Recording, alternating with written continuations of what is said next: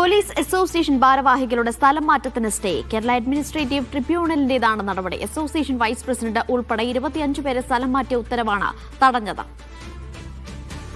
സിജോ വിജോൺ വിവരങ്ങൾ നൽകും. സിജോ, ഏത് സാഹചര്യത്തിലാണ് ഇങ്ങനെയൊരു ഇടപെടൽ? തിരുവനന്തപുരം റൂറൽ SP ഓഫീസിൽ ജോലി ചെയ്തിരുന്ന 25 പേരുടെ സ്ഥലമാറ്റ ഉത്തരവാണ് ഇപ്പോൾ ട്രിബ്യൂണൽ തടഞ്ഞിരിക്കുന്നത്. അതിന് പ്രധാനപ്പെട്ട കാരണമായി പറയുന്നത് ഇവർ ഈ ഓഫീസുകളിലേക്ക് വന്നിട്ട് 3 വർഷം പൂർത്തിയായിട്ടില്ല.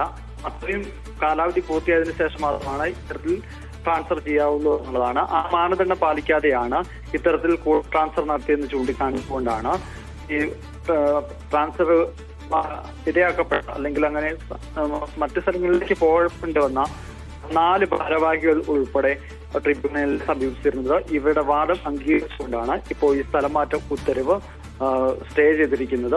ഇതിൽ 25 പേരുടെ പട്ടികയാണ് ഉള്ളത്. 2 ആഴ്ചത്തേക്ക് സ്റ്റേ ചെയ്തുകൊണ്ടാണ് ഇപ്പോൾ തീരുമാനം വന്നിരിക്കുന്നത്. ഈ UDF സർക്കാർ അധികാരമേറ്റതിന് പിന്നാലെ പോലീസ് അസോസിയേഷൻ ഭാരവാഹികൾക്ക് മറ്റ് പല ആളുകൾക്കും സ്ഥലമാറ്റം വന്നിരുന്നു.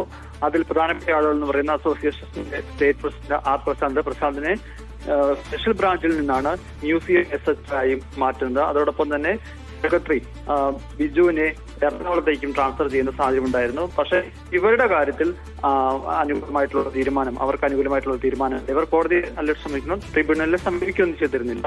ഇത് നിയമപ്രകാരം തന്നെയാണ് മാറ്റം വന്നിരിക്കുന്നത്. അതുകൊണ്ട് മറ്റ് വൈസ് പ്രസിഡന്റ് ഉൾപ്പെടെയുള്ള ആളുകളുടെ കാര്യത്തിൽ അനീതി കണ്ടെത്തിയതിനെ തുടർന്നാണ് ട്രിബ്യൂണൽ ഇത്തരത്തിൽ ഒരു ഇടപെടൽ നടത്തിയത്. ശരി.